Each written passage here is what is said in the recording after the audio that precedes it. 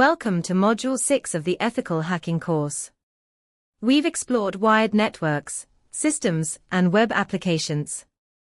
Now, it's time to delve into the airwaves.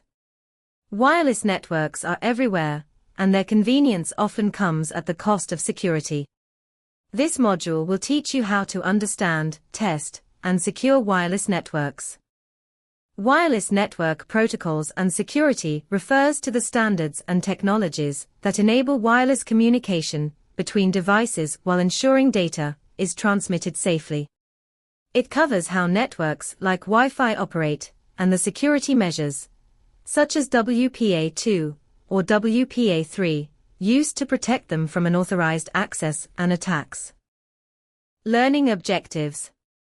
By the end of this module, you would be able to 1.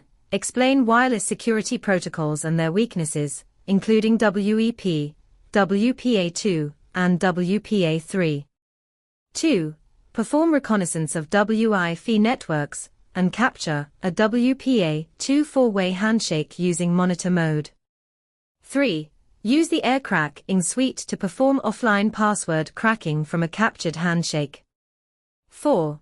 Recommend and implement defenses such as strong passphrases, WPA3, network segmentation, and monitoring. Wireless network protocols and security. Before we can exploit wireless networks, we need to understand how they work and how they are secured. The two primary protocols for securing Wi-Fi networks are WPA, Wi-Fi Protected Access, and WPA2, the WPA3. Let's look at each of them. 1. WEP, Wired Equivalent Privacy, is an early Wi-Fi security protocol that aimed to provide privacy comparable to wired networks. It relies on a static shared key and a weak initialization vector, which makes encryption trivial to break. Tools and techniques exist that can recover a WEP key in minutes using captured packets and replay attacks. Because of these fundamental flaws, WEP offers almost no real protection against modern attackers. 2. WPA, the WPA2. WPA was the successor to WEP, and WPA2 is the current industry standard. WPA2 uses a more robust encryption protocol called AES, Advanced Encryption Standard. However, the primary weakness of WPA2 lies in its password-based authentication, specifically the WPA2 PSK, pre-shared key, method. If the password is weak, it can be cracked offline. 3. WPA3 is the latest Wi-Fi security standard designed to strengthen protection against modern attacks. It replaces the vulnerable PSK method with SAE, simultaneous authentication of equals, for safer password handling, provides individualized data encryption between each device and the router, offers better defense against brute force and dictionary attacks, and overall enhances privacy and security for both personal and enterprise networks. Wireless attacks. Wireless attacks are attempts to exploit vulnerabilities in wireless networks and devices to intercept, disrupt, or gain unauthorized access to communications and resources. Common methods include eavesdropping, authentication to capture handshakes, rogue access points, and cracking weak Wi-Fi passwords. Wireless hacking often involves a three-step process. Let's look at them.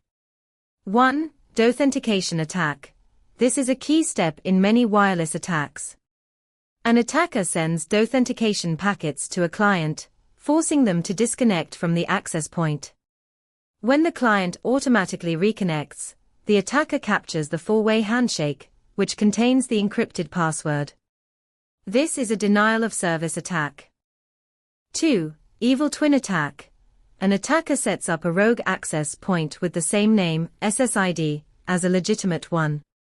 When a user connects to the evil twin, all their traffic is routed through the attacker, allowing them to capture sensitive data or serve a malicious login page.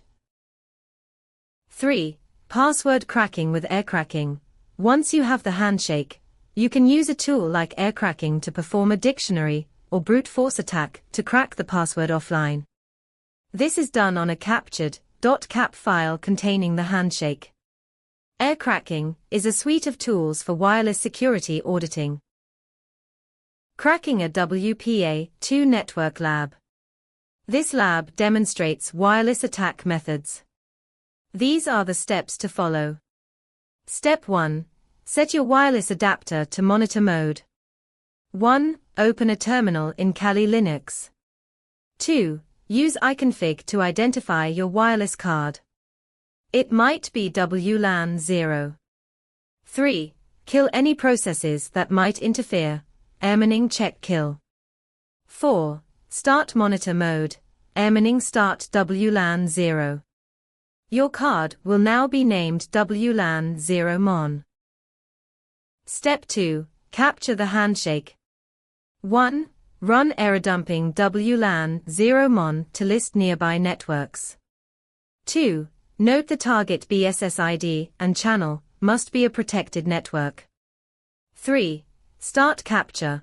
Error dumping C, channel, BSSID, W, filename, WLAN 0 Mon.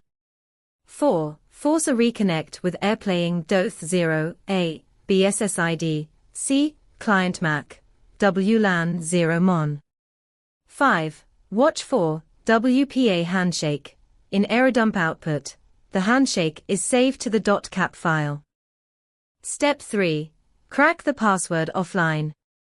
1. Run air cracking with a word list against the captured handshake to try recovering the passphrase, example.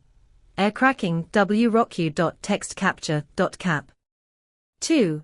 If the password is in the word list it will be shown, otherwise the attempt fails. Summary. In this module, we covered WIF security and attacks, including WEP, WPA2, and WPA3, reconnaissance and monitor mode, capturing WPA2 handshakes with error dump and airplay, offline cracking with air cracking, and practical defenses like strong passphrases, WPA3, segmentation and monitoring.